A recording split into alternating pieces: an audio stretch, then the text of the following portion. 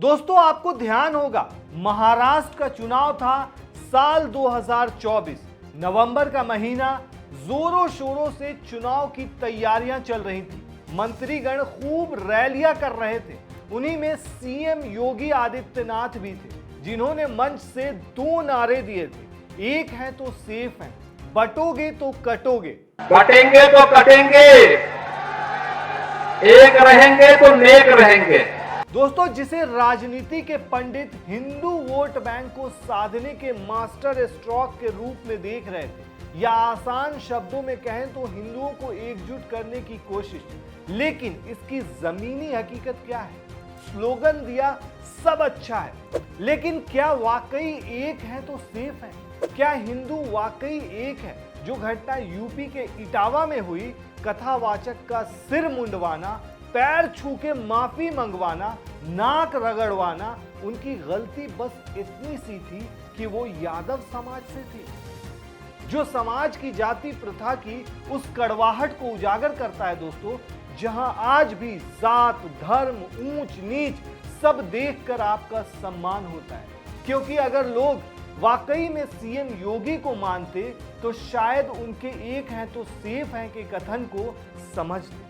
लेकिन दुर्भाग्य की बात तो यह है दोस्तों कि ऐसी घटना सीएम योगी के राज्य से आई।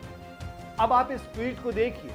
चुनाव में सब हिंदू घोषित कर दिए जाते हैं और चुनाव बाद सब पिछड़ा, दलित, सवर्ण हो जाते हैं। क्या कोई धर्म के नाम पर नफरत फैलाने वाले को इस घटना का विरोध करते देखा?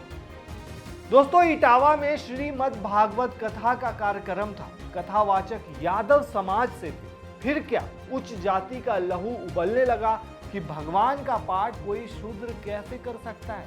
फिर सजा सुनाई गई। कथा में मौजूद हर उच्च जाति वालों का पैर छूकर माफी मंगवाया गया।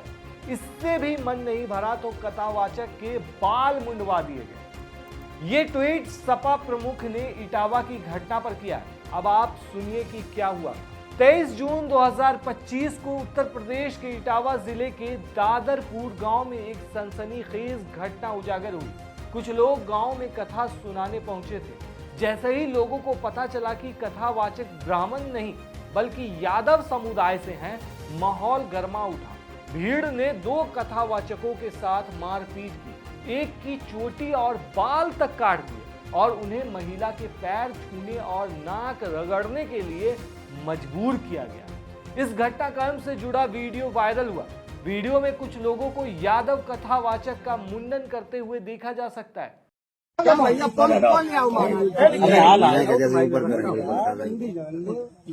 याद रहे वो चाहिए कि ब्राह्मणन के गांव में आए कि तुमने मतलब जो करो जो तुम्हारी बाकी सजा है, तुम जिंदगी में तुम्हें ऐसा करबो नहीं चाहिए तो जो तुमने करो। बड़ी वाली भाई लेने पे भाई ले उतनी ले रहे बाबा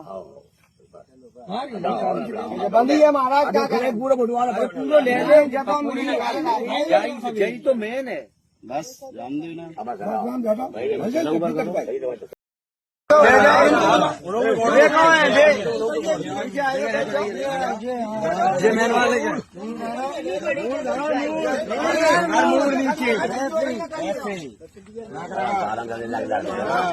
दोस्तों, पीड़ित संत कुमार यादव ने बताया कि वो कथावाचक मुकुटमणि यादव के सहायक हैं और कथा कहने के लिए गांव गए थे।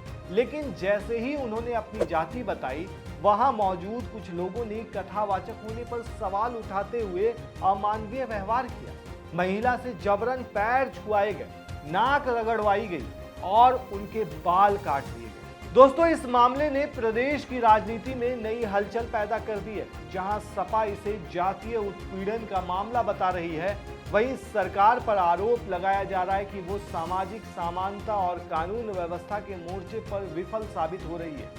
पीड़ितों द्वारा आरोप लगाए गए हैं कि उन्हें बंधक बनाकर न सिर्फ पीटा गया बल्कि उनके पैसे भी छीन लिए गए।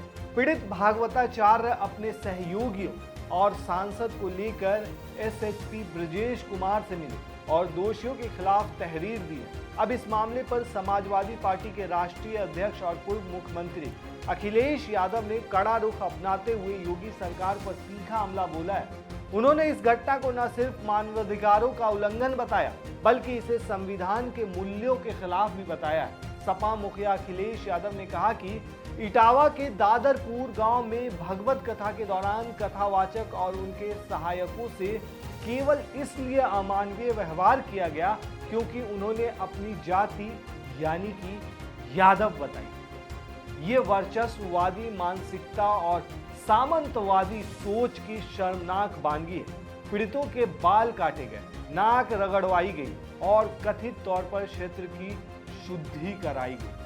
दोस्तों, सपा प्रमुख ने चेतावनी देते हुए यह भी कहा कि अगर 3 दिनों के भीतर दोषियों पर सख्त कार्रवाई नहीं हुई तो सपा पीडीए यानी कि पिछड़े, दलित, अल्पसंख्यक के सम्मान की रक्षा के लिए बड़ा आंदोलन शुरू करेगी।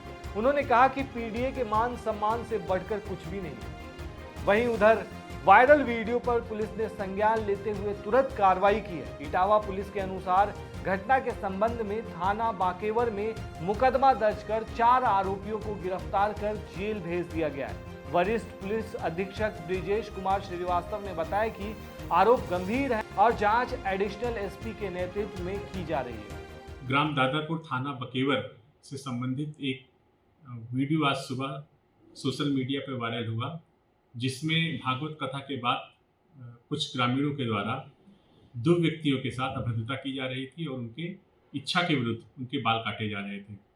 इस वीडियो का तत्काल संज्ञान लिया गया, मौके पर फोर्स भेजी गई और वीडियो के माध्यम से पीड़ित की पहचान की गई। पीड़ित से प्राप्त तहरीर के आधार पर तत्काल थाना बकेवर पर सुसंगत धाराओं में अभियोग पंजीकृत करते हुए 4 आरोपियों को गिरफ्तार किया गया, जिसमें वह मुख्य आरोपी निक्की भी है, जो वीडियो में बाल काटते हुए दिख रहा है। इन्हें जेल भेजा जाएगा और उनके विरुद्ध कड़ी विधिक कार्रवाई की जाएगी। दोस्तों, सवाल ये उठता है कि क्या धर्म और जाति के नाम पर ऐसी घटनाएं, क्या कथावाचक सिर्फ जाति के कारण अपमानित होंगे? क्या जांच यूनिट बनाएगी न्याय प्रणाली, या फिर ये मामला कहीं दब जाएगा और बहुत सारे मामलों की तरह? दोस्तों, अब देखना होगा कि प्रशासन इस पर सख्त कदम उठाता है या नहीं और इस मामले में क्या कार्रवाई की जाती है। आप क्या कहते हैं इस पूरे मामले पर? हमें कमेंट में जरूर बताएं।